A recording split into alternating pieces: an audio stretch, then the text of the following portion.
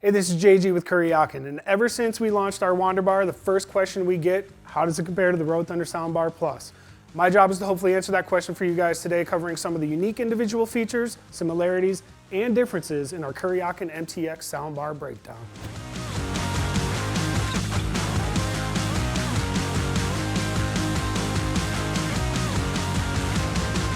All right, so here we have the 10-inch and 14-inch WanderBars along with the Rode Thunder Soundbar Plus. If you've ever heard this guy, you know that it puts out some super crystal clear output at all volume levels.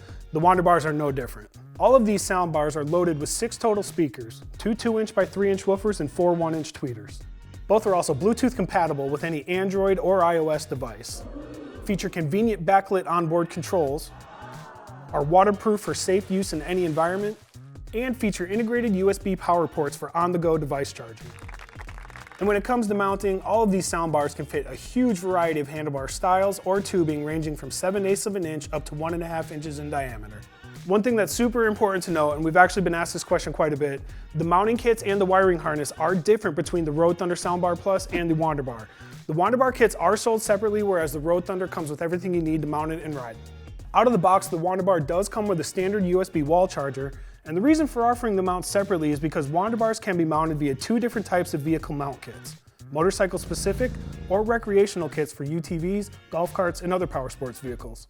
All that said, despite the mounting systems being drastically different, they are all super versatile and they are really convenient, helping you get them on a variety of handlebar styles and sizes.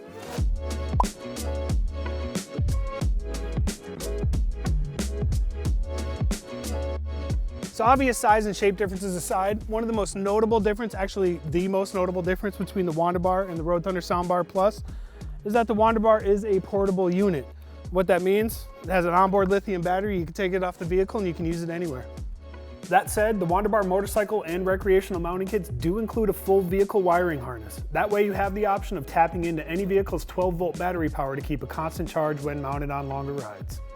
So if you got multiple vehicles that you want to put the WanderBar on, your best bet is to put the wiring kit on the vehicle that you're going to use most often for the long road trips. That way you have the option of keeping a constant charge on the WanderBar when it's mounted on your vehicle.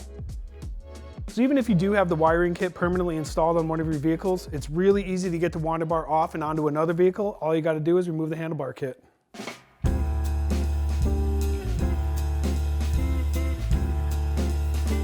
Now let's talk about price because it is a topic that we hear quite a bit about in the comments. The fact is these are not cheap units when it comes to price point because they're not made cheap. Price point on the WanderBar is slightly higher than the Soundbar Plus, and since you probably want to know where your money's going, let's geek out for a minute with some tech features that the audiophiles will appreciate. The wizards at MTX updated the WanderBar with completely new tech. One of the main additions that really stands out is the use of a digital signal processor or DSP. A DSP essentially maximizes a speaker's overall performance by making up for imperfections in a given listening area, like trying to hear a motorcycle over wind noise and a loud motorcycle or UTV at speed. What it also does is it makes up for limitations in your design's overall objectives, like trying to build a speaker small enough to fit on a motorcycle yet loud enough to hear at 80 with no windshield and aftermarket exhaust. In addition to the DSP, the WanderBar features a 2-channel amp with slightly higher RMS wattage rating compared to the Soundbar Plus's 4-channel amp.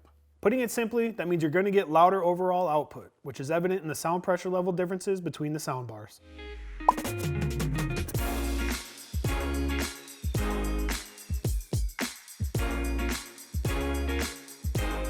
In addition to the 6 speakers, WanderBars also feature integrated passive radiators that help produce a much more immersive sound with noticeable mid and low range depth. And unlike ported speaker designs, the passive radiators maintain a waterproof seal, helping keep the IP65 waterproof rating intact. One of the most notable differences between the Rode Thunder and the WanderBar, and this is a really important one, the Rode Thunder is equipped to handle auxiliary out power, the WanderBars are not. So what that means is if you want to down the road build off of the system, if you wanted to add external amps, if you wanted to add saddlebag lid speakers, fairing lower speakers, additional speaker pods, the Rode Thunder is the way to go. Not only does the Rode Thunder Soundbar Plus act as your pseudo head unit, it also delivers a crazy amount of highs with its 6 speakers, which really complements some additional heavier hitting mid and low range speakers.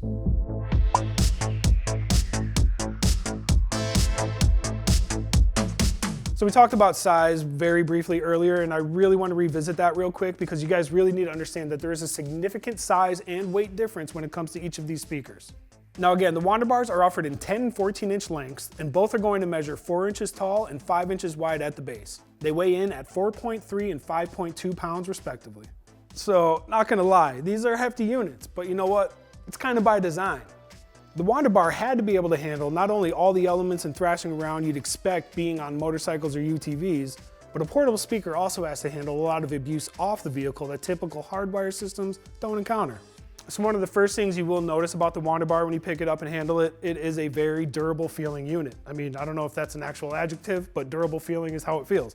It's got some rubber molded end caps. It's going to protect surfaces when you have it off your vehicle. And again, its IP65 waterproof rating is going to allow you to use it safely and worry-free in any environment.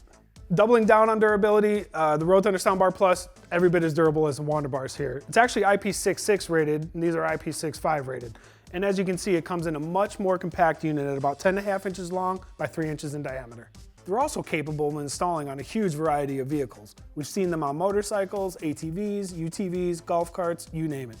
So because size certainly matters to some people, in this case, bigger might not be better depending on your vehicle's limitations. Just something to keep in mind when you're making your decision on which soundbar to choose. You might be a little more limited with some of the WanderBar setups versus the Road Thunder Soundbar Plus.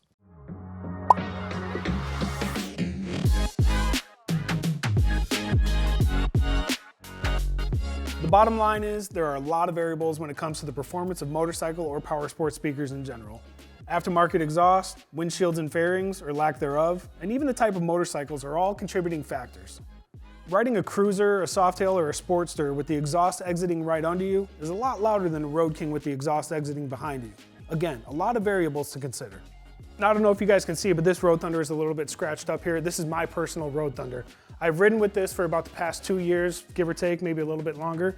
I absolutely love it. I ride it on a Dyna, I have a T-bar setup, I have stupid loud exhaust, and I have no problem hearing this speaker at highway speeds. All that said, if you put a gun to my head and ask me which one is louder, I probably have to give the nod to the WanderBar, although it is close.